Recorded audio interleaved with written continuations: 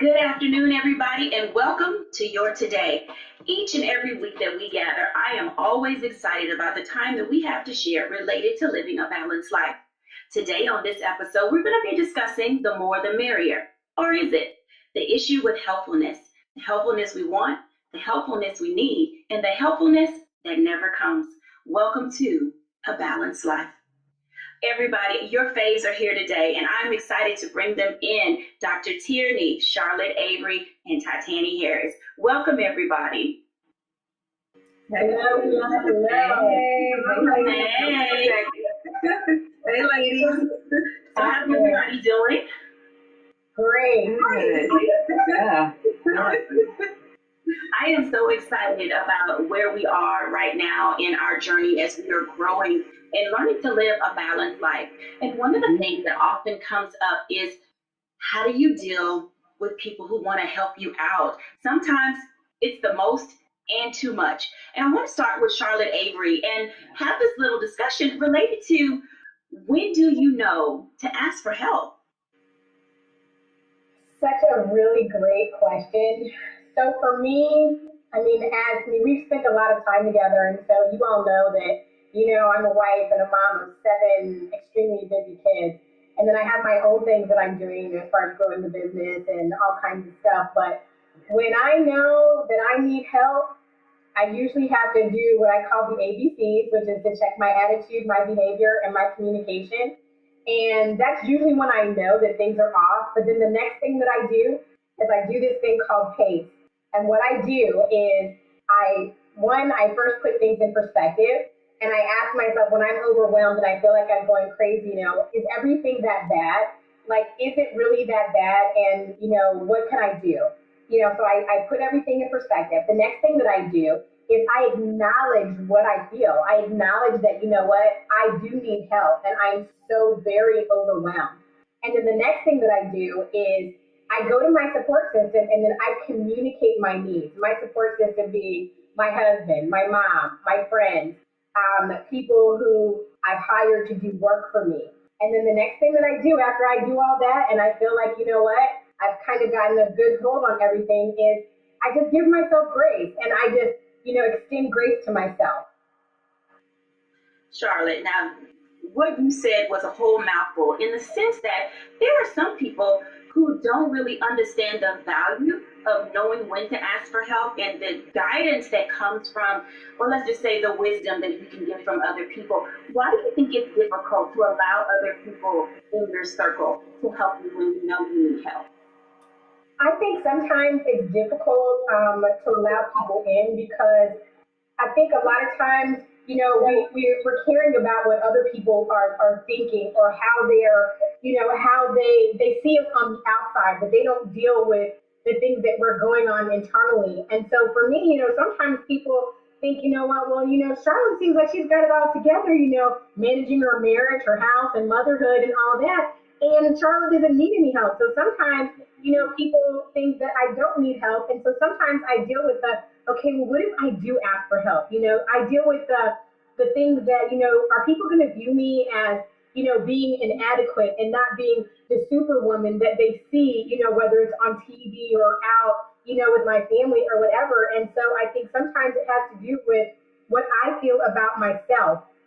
And sometimes, some people are like, oh, I don't care what people think about me, but I do sometimes, sometimes I don't, but sometimes I do. And so sometimes it's really dealing with other people's expectations of me, but also my own expectations of myself, whether they be real expectations or false expectations.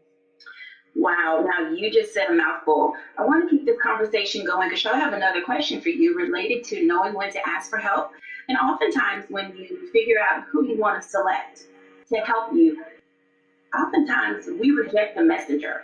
And even though we know that's the right person we should go to, how important is it sometimes to take your attitude and put it to the side, just so that way you can seek the wise counsel that you need? Because most of us know that attitude plays a very big part in our ability to move past, to move beyond, to get over those things that are keeping us and our lives out of balance. So Charlotte, tell us a little bit about attitude and receiving the messenger when that help does come. So, wow. So, Dr. Jacquie, the messenger sometimes can come in the least likely person. And, sometimes the messenger, for me, sometimes a messenger comes in the form of my kids. My kids could be like, Mom, you're yelling, you're doing whatever. And I'm like, am I doing that? And so I have to not only, give the respect to my children or whoever that messenger happens to be, but I have to respect them and say, you know what? These people are really not trying to hurt me, but they're really trying to help me. And so usually when somebody is coming to help me, whether it's my children, my husband, a coworker, a colleague, or a friend, I always have to check myself, one, my ego, number one, and my emotions, but I also have to ask myself, is this person trying to help me or is this person trying to harm me? And usually when they're in a help mode and I feel like they're not trying to make me feel bad or they're not trying to harm me, then I'm more likely to be able to receive the message. That makes so much sense. I want to turn for just a second to Titania Harris because she operates in a space that oftentimes trips us up, both men and women. Titania Harris, my question for you today is related to men and the stigma and therapy.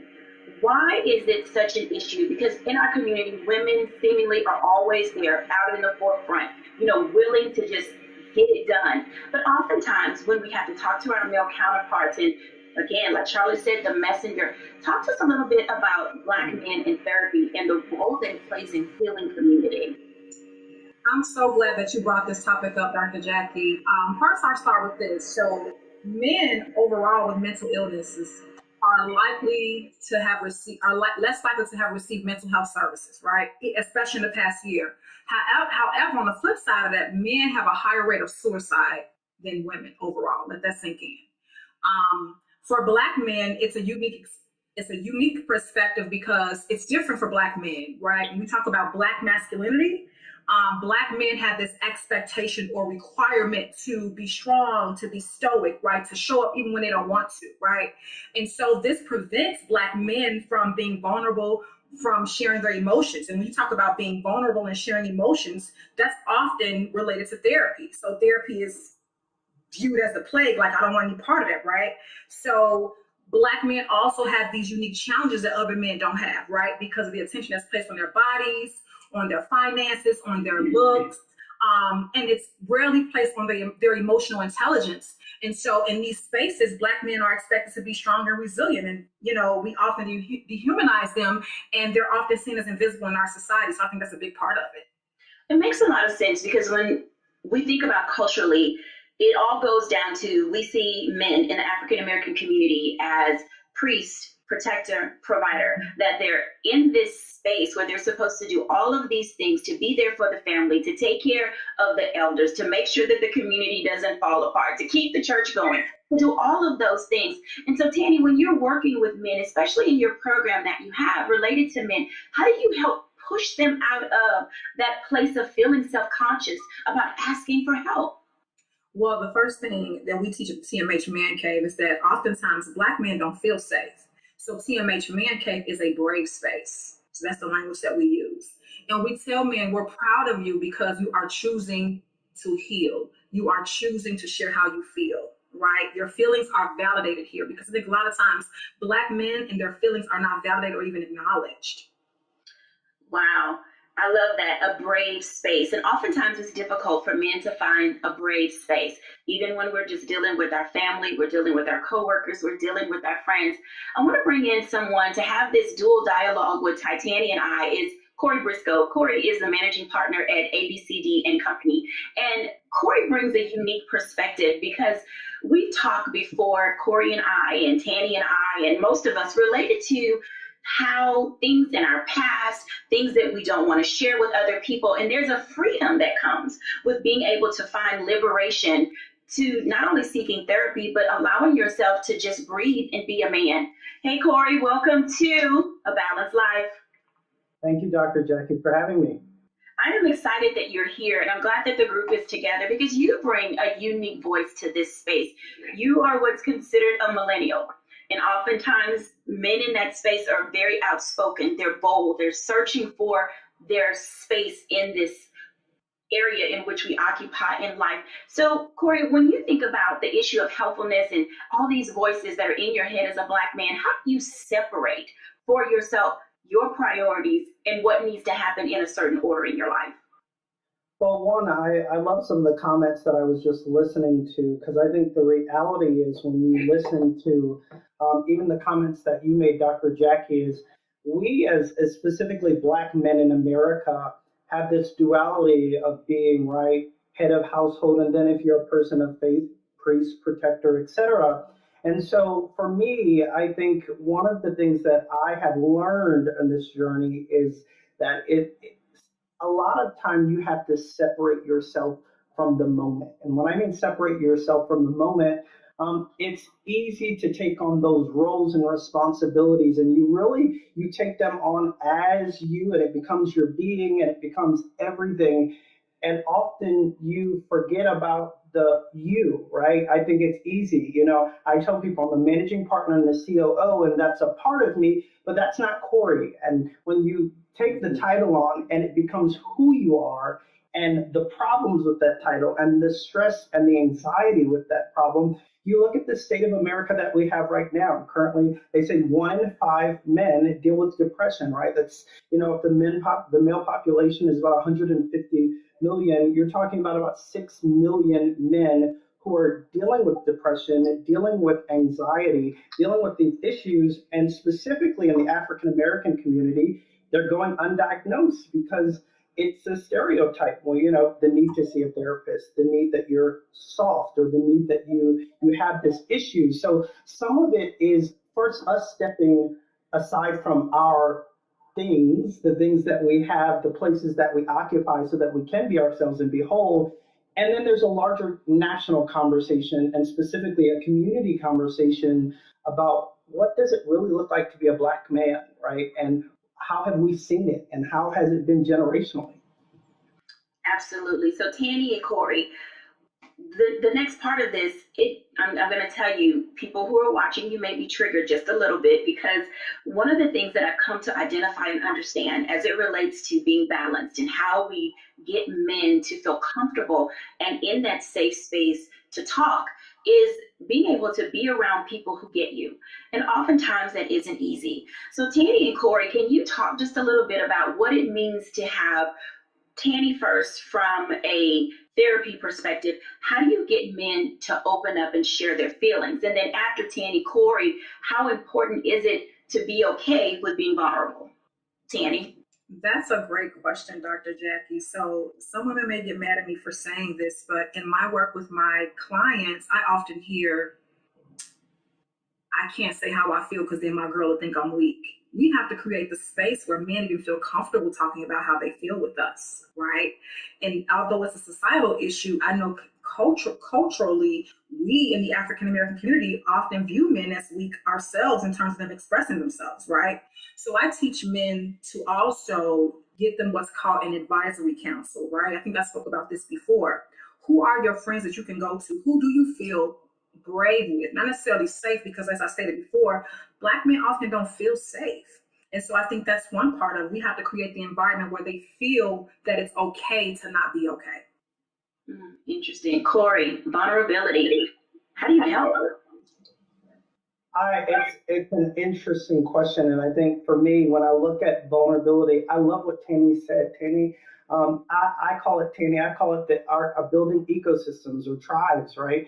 And for me, it's finding that safe space with people that are trusted advisors, with people that have your best interests, and learning that we're all on this journey together, right? For me, I occupy national boards, I sit at the helm of a company, and I do all these things, and I try to be engaged civically. And I've learned, I'm like, there are some other people that have these same struggles of being present at home. I'm recently married, so trying to be a good spouse, and also at the same time, power through my career. And I've learned that, and when I find people that have similar challenges or opportunities, it's the perfect opportunity for me to really spark a conversation. I'm an extrovert. A lot of my male friends tend to be extroverts, except for topics like this, right? And so I find that when I am able to bring this up and have conversations and say, like, guys, I'm struggling with this, you'd be amazed at how many people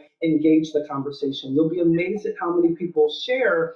And I think what you said, Tanny, was so right. It's about creating this safe space. It's about being able to have conversations that are taboo and then looking and really dealing with it on a societal level. I keep talking about that because, you'll hear there are many men that will tell you, specifically Black men, I've never seen my father cry. I've never had these conversations, right? The impact on how that happens generation on generation, well, it creates a culture in itself, right? And so for me, I've had a blessing that my dad did show that there was strength in emotions, and because of that, I am free in it. I'm free to share my emotions. I'm free in my personal life, in my civic life, and in my worship. And because of that, I am able to have conversations with other friends and help them to be free. Tanny and Corey, thank you so much for this dialogue, because it really is resonant, with our audience and others who may be listening. The value and importance that we play on weighing the pros and cons, the gains and the losses related to therapy, and how Black men can find not only a safe place, but a brave space in order to have conversations and dialogue. When we come back, I want to engage Dr. Tierney, because one of the things that's so valuable and important is we talk about, bossing up, queening up, duding up, but leveling up. When we think about what it means to level up in our person, who we are as individuals, so that way we are impactful, beneficial to our community, this gives us that opportunity to have such a conversation. Dr. Tierney. Hello. Hey, how's it going? Wonderful. In your coaching business, you talk a lot about what it means to level up, how to be there for yourself. And one of the things that always interests me about what you talk about, Dr. Tierney, is related to when enough is enough. How do you extract or pull yourself back from engaging with people and conversations that sometimes are just too much and not the right time? That is perfect question, because like you said, when we think about leveling up, something that I like to tell my clients, not every need has your name on it. Sometimes we can become drunk with needing to be needed. And so we'll start to tend to everyone's needs, even not our own needs, because we're trying to help, or we're trying to get to that next level by doing more. And so we think that if we pile our plate, with more things, more helping, more service, more, not that any of those things are bad, but when we don't examine our plate and we're already at capacity and we're adding in more things because we have this need to be needed, that's when we'll start to run, into trouble, so that friend that you think she might need you, she might not need you at all. She might need me, or she might need future Dr. Tanny. He may not need you. He probably needs to go talk to God, and thinking about that, what we don't want to do is put our name on situations that really we should be calling on the name of Jesus. So we definitely want to make sure that we're not attaching our names to needs that never even belong to us in the first place. Ooh, child, you just said a mouthful, because that is one of the fastest ways to get out of balance, is always running into someone else's stuff without asking first whether or not you're actually needed there. Here at Balanced Life, one of the things that's very important is that we make sure that we're having substantive dialogue, substantive conversation, and always allowing ourselves to gauge when we need to invite other people into our space. Dr. Tierney, when you think about how we invite other people in, we all have friends and family who are doing the most and too much. How do you deal with people who are consistently being busybodies in your life? Absolutely. The first word that comes to mind, boundaries. And not barriers, so a lot of times when we hear the word boundaries, we automatically think barriers, but the difference between the two is that boundaries are about us. That's what we need to ensure that we're staying on level of lane. Barriers are about the other person. This is where we then put the stiff arm and say, I don't want them doing this, and it's about their behavior or whatever you're seeing from their side. Boundaries are about us. And so when we start to set boundaries in our lives that are based on our goals, our need, what it is that we need to stay balanced, then it's easier for us to say thanks, no thanks. Something else to keep in mind is that we shape people's listening for us. So if we're always answering the phone when they call, we can't expect them to stop calling. If we're always running to their aid whenever they stub their toe, then we can't get upset that we're the first person that they expect, or there's this expectation for us to come in with our capes and and fix it. So when we start to set those clear boundaries, we communicate those boundaries, we enforce those boundaries, and we remember that we are the ones that shape their listening for us, then it's easier to take that step back, take that breath that we need so that we can then get to where it is that we're trying to go. Wow, getting to where you're trying to go often is not easy. Thank you so much for those words of encouragement and wisdom. And, a part of our spirituality and our growth is being able to say, I got me. And sometimes there's no one to turn to. And oftentimes the only way that you can get help is to turn your trust to the Lord. Now, I recognize that everybody that watches this show is not a person of faith, but we all believe in something. And that belief allows us to find a space in which we can grow, in which we can evolve. It gives us an opportunity to set the tone for each of our lives, both individually and collectively. When we come back after the break, I want to bring the entire group back because it becomes important for us to see voices. Let me tell you why that's important. I said see voices because oftentimes when I think about who I need to talk to, a face pops in my head. And so when we come back after the break, I want to engage our group in what this continuation of having people, or as Corey said, our tribe coming to our aid. Each of our guests today, Tanny, Dr. Tierney, Charlotte Avery, and Corey Briscoe, have brought some meaningful insights to the table. When we're back after the break, let's continue to unpack what it means to have balance in our lives.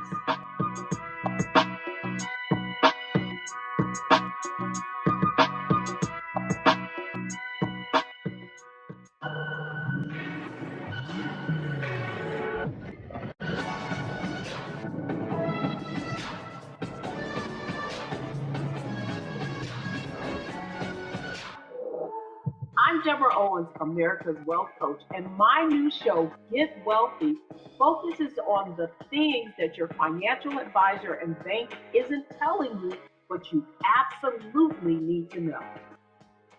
So watch Get Wealthy on the Black Star Network.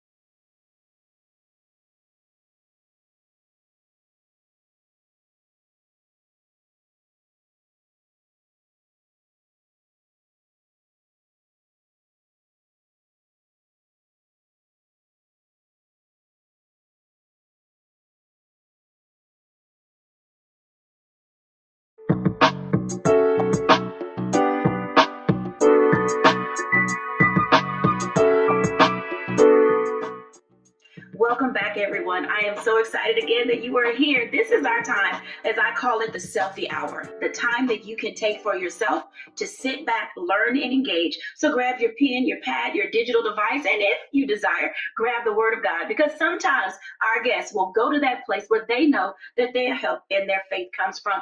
Everybody, how you doing? Hey, y'all. Hey, Dr. J.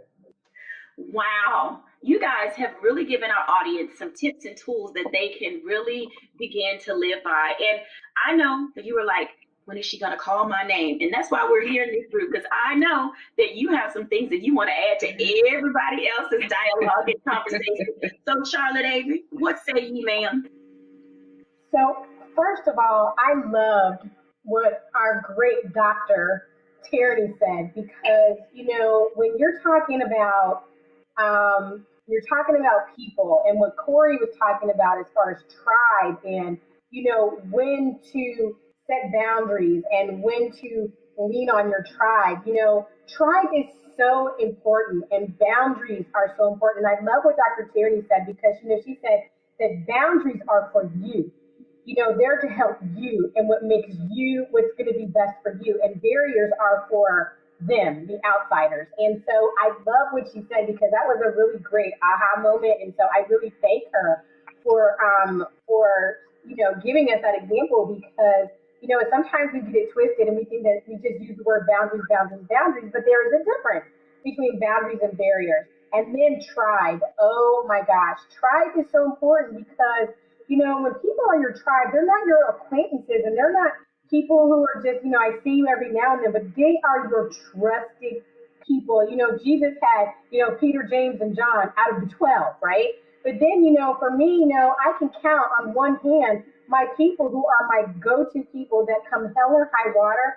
I know that they're going to be there. But here's the other thing, is that their support, they're not just supporting me. Tribe has to be reciprocal. And if people are not reciprocating within your tribe, then you might need to replace somebody in your tribe. Ooh, girl, you have said a mouthful. Oh, let me tell you, that is something that we should live by. Stop being there for people who will not be there for you. Future Dr. Tanny. I'm telling you, girl, oh my goodness, I cannot wait. So what do you have to say for us? Because it is difficult sometimes. What do you have? You're on mute, my love. Sorry about that. I like what you just said about being there for people who are there for you. I always like to say you can't pour from an empty cup, right? You need to be refilled, especially by your tribe when you're filling up others. Also, I believe in giving people your best, but not your everything. Because when you give people your everything, you leave nothing for self. But when I give you my best, then I have something left over for myself. So that's my motto. I believe in giving my best throughout everything because your best is all you can have, all you can ask for. When you give away your everything, you have nothing left over. Corey, pour it from an empty cup. That's something that you have discovered and learned, sir. You mentioned to us earlier in the segment that you are newly married. Congratulations to you. And as you're finding your space, your barriers, your boundaries, that time that you still need for Corey, being married, how does that play? And this is for all our single people who are watching because single people need balance too, as well as newlyweds. So Corey, when you think about the growth that you've had and moving through your relationship of dating and courting your lovely wife and, now being married, how do those things work? What a great question, Dr. J. I'm going to say something, folks, that depending on the generation you grow up, you might disagree with this. But I find for me and my wife, how we are able to keep this balanced living is the reality is I encourage her to have her friends. I want her to have her tribe. I want her to have relationships because I often find, in the familiarity of the two of us, right, there gets to a point where she's saying something, I'm saying something. It's like, yeah, I hear you. But there's something with the multitude of counsel with people that are like-minded thinkers that have the same belief or value systems or guiding principles. And so I encourage, we love spending time together. We enjoy it. But I tell her, go spend time with other people. Expand your worldview. Let me see how you're growing your mindset and your horizon. Because the reality is when you properly do that and you have a good foundation, at least I'm learning from the old folks, they say when you have that proper good foundation, when Christ is the center, it comes back and you're able to really separate the wheat. You can really separate the wheat from the tare. And that's what at least I find myself doing is we're spending time together, but we're getting counsel from wise people. We're getting counsel from people that we have seen do great things. And I think that's one thing that I would say. In this social media fad, in this era where everyone has a pulpit, don't let everyone preach into your life. Because the reality is some people aren't, just because you got an Instagram or a following, don't mean that you can preach, and don't mean you should be preaching to people's life. So I say that to say, be careful of who you listen to.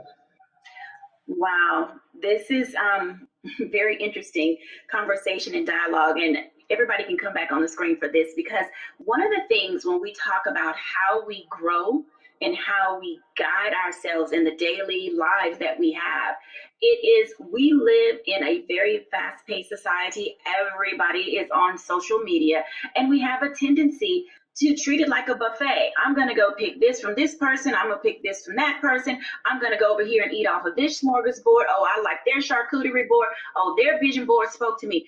When we are trying to live a balanced life, I want to go across the board, and I'm going to start with Dr. Tierney. And I want to ask each of you this very simple question. How do you decide when to pull yourself away from social media and start to listen to your own voice and give yourself wise counsel? Dr. Tierney. Every day. I do it every single day. And that's saying something, because social media, that's where we market, right? I have a business, so that's where we show up. That's, if you're not on social media, then it didn't happen. That's kind of the whole thought now. But I literally have to pull back from that thing every single day, because if I don't, I'll start to get distracted. I'll start to try to mirror my message to what I heard someone else say, and it will get me out of focus on what God spoke to me, on what it is that he told me to do, on how it is he wants me to run my business. And then here comes the anxiety, and here comes the stress, and here comes the overwhelm, because now I have all of these different voices, going on. And God is like, are you going to listen to me? Are you going to do what I told you to do? So every single day, it's like I have to pull back, and sometimes I don't even go on social media. I'm probably on social media like every other day, to be honest, and then I'll do my posts and just completely pull back, so that I can make sure that I'm maintaining that clarity, of vision, and that clarity of voice of what it is that I'm supposed to be doing, and not, as you said, Dr. Jacquie, eating from the smorgasbord of what everybody has. And as our so finally said today, just because everybody can preach don't mean they're supposed to be preaching into your life, church. So I pull back every single day. Absolutely. Tatiana Harris, as it relates to what we're discussing and therapy, wow, I know that you have some tips and guidelines, to help people deal with social media, because we have a tendency to compare ourselves to what's happening. Oh, my life isn't this because so-and-so is doing that. And to our audience that's viewing, please know that most people post the highlights of their lives, not the lows of their lives. Titani. Yeah, so I'm so glad you said that, because I was going to say that social media, most people post what they want you to see, right? Not what's really happening.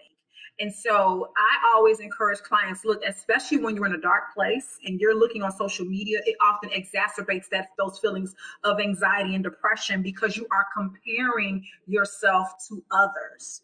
I know for myself, Dr. Tierney talked about it, how she removes herself every day. I do social media fast, right? Which I have to do because of the kind of work that I do. I listen to people's problems all day. I have a staff of 15, so they're clients as well too. So I have to protect my energy, because oftentimes there's so much going on that I need to unplug. But I would encourage others to do what I call too a social media fast as well too. It's so important, and it's good for our mental health.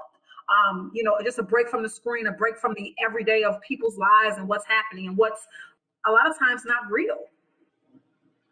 Interesting. Now you mentioned the word depression, and with you being, you're in the Midwest, and in the Midwest and above, seasonal depression is a thing. Now I lived in Chicago, and I can tell you that it hit me from time to time. I'm like, it's June. Why is it snowing? And so when you're constantly seeing these gray clouds and you have things going on in your life, talk for just a minute about some ways that you and your practice, Titani, help people move through seasonal depression, because some people may be in that right now.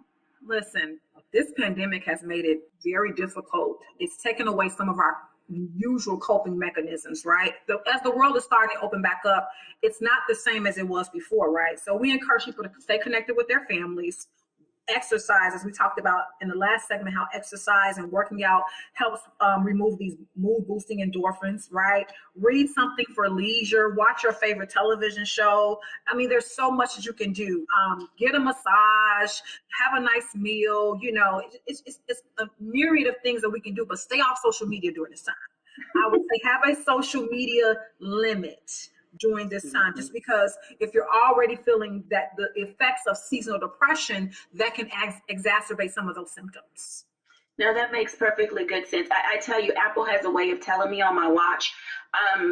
It says things like take a moment to breathe, give yourself some mindfulness time. But one of the things that I found very interesting is that my phone will tell me that my screen time is down, as if I'm supposed to be offended that I'm not on social media or using my devices. And I actually use that as a gauge to determine that I am balanced in the sense of always needing to feed that need to know. And social media has a way of keeping us in that space, especially during this pandemic. We spent a lot of time on social media. We opened up accounts on YouTube. We were learning how to do TikTok dances. There were so many things. And whereas there's a place for those in our lives, when we think about ways of coping, how to get more things in our toolkit that we can use to combat it, it does make it difficult to stay on pace with your own life. One of the things that, Corey, you mentioned something very interesting about how your wife has opportunity for herself.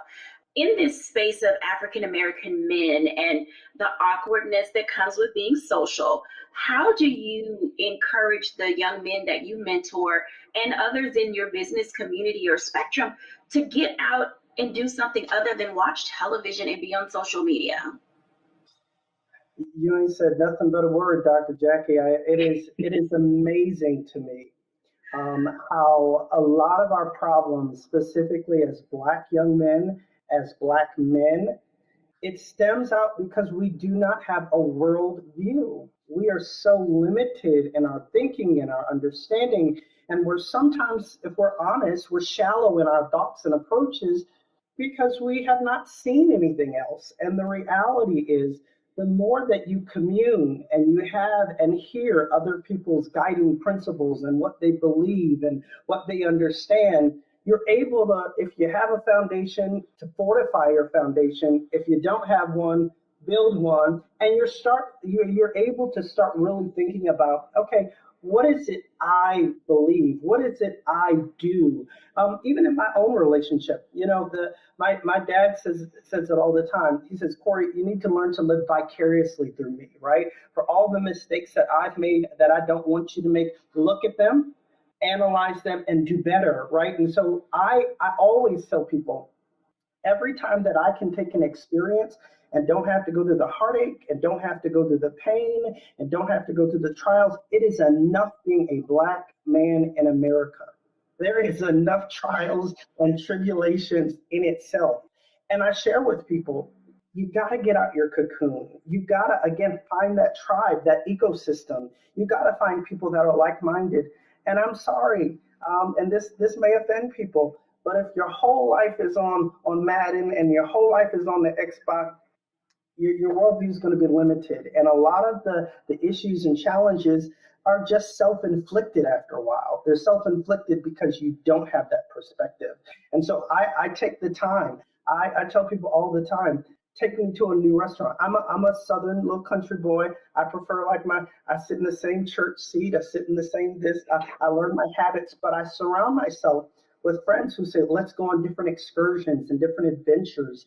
And I find that I am growing and I am learning that the limits that I even put on myself don't exist. That's interesting.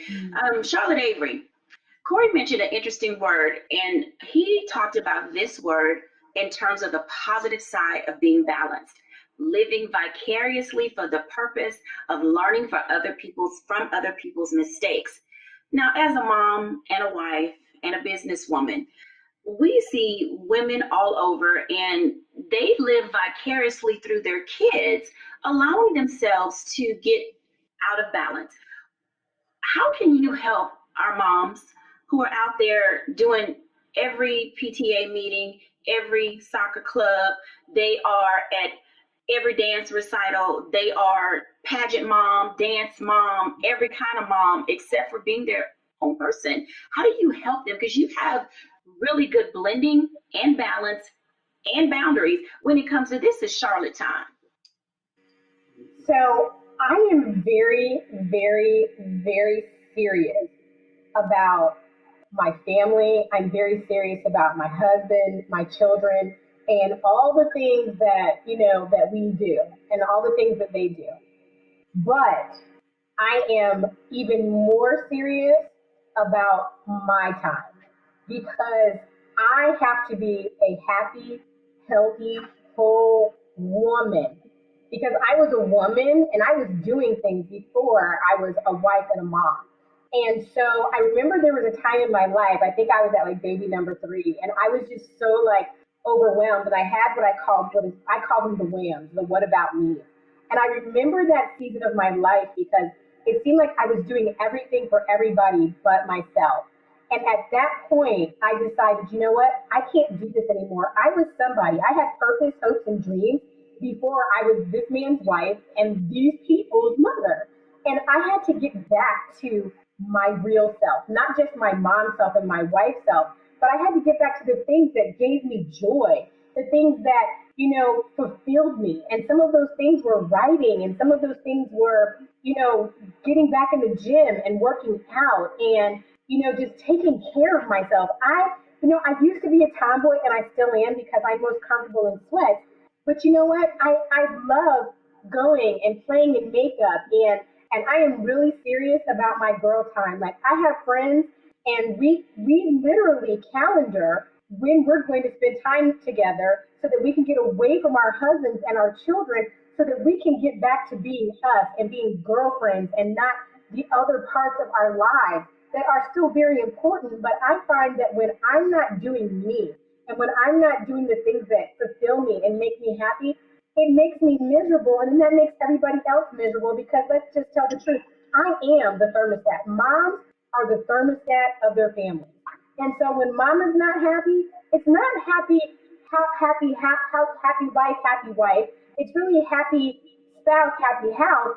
But if mama's not happy in the house, it can be a really big mess. And so I always encourage moms, even my clients. I don't even work with women who will not commit to spending 1 hour a week, just a week, doing something for themselves that has nothing to do with their spouse or their children. It is an absolute must, whether it's going to get a cup of coffee or going for a walk or going to a movie with your girlfriends or going to dinner. Do something that has nothing to do with anybody but totally and fully fulfills who you are as a woman, period. Absolutely. Let's bring everybody back in because I want to get one takeaway from Dr. Tierney and Tanny and Corey. What is your one takeaway when you think about the issue with helpfulness and having too many people in your space? What's your one takeaway, Dr. Tierney? I would say my one takeaway is boundaries and just making sure that we have our boundaries and that those boundaries are set based on what we need and not us becoming drunk on needing to be needed and doing everything for everyone else and ignoring ourselves. All right, Tanny? I would say choosing self, right? When you choose yourself, when you choose yourself in terms of making sure you're good, then everybody else around you benefits, especially moms. Corey? I think I would say, simply put, that there is not a manual for life, but you can create a roadmap. And the sooner that you create one that is conducive to your life, the sooner that you're happy, the sooner that everyone around you that is in your ecosystem and tribe can see that and you can prosper. And Charlotte Avery. Well, I'm still in Dr. Tierney's amen corner about not being drunk about needing to be needed. Like I'm still right there. Like don't be in that place. Like I'm still there and I'm going to continue to marinate on that like for the rest of the day. I promise you. Thank you, Dr. Tierney. I was Outstanding. Everybody, thank you guys for joining us today on here at A Balanced Life. I am in that space right now where I believe that where we're going and what we're doing as individuals is tantamount to the success of the individual home, the cities, the country, the state. I mean, honestly, if we are not in a space of discovering balance and having that particular area in which we need to focus and direct our attention, how will we ever get clarity?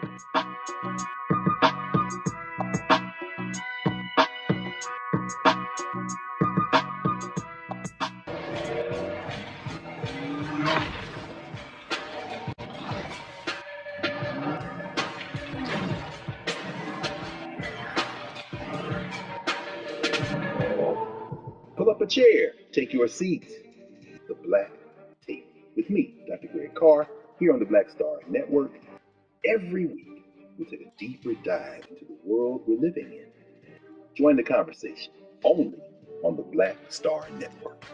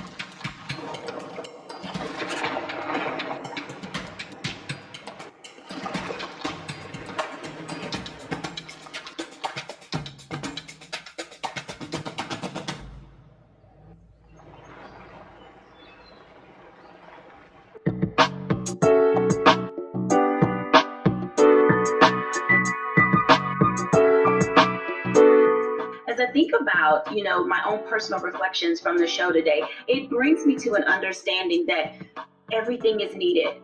One, make certain that you don't have too many people in your ear, because oftentimes it can challenge you in a very ineffective way to move and to take charge of that which is yours to take ownership of. The second thing that I'm reminded of after our conversation and dialogue today is have yourself some me time. You matter, and without you in the equation, other things cannot go according to the plans that have been set in motion. And then third, I think the thing that at top of mind is most, I know when I'm needed and I know when I'm not needed. So give yourself space, literally, give yourself space to not be needed by other people. It will allow you to free up time. You'll look back and say, what was I doing in this time? Where did this extra hour or 2 hours in my week come from? And it's because you refuse to always be the person that everyone called upon. This has been an outstanding day. This has been a wonderful episode. I'm excited for our guests that have joined us, Dr. Tierney, Tanny Harris, Corey Briscoe, and Charlotte Avery. Thank you all for joining us on here at A Balanced Life.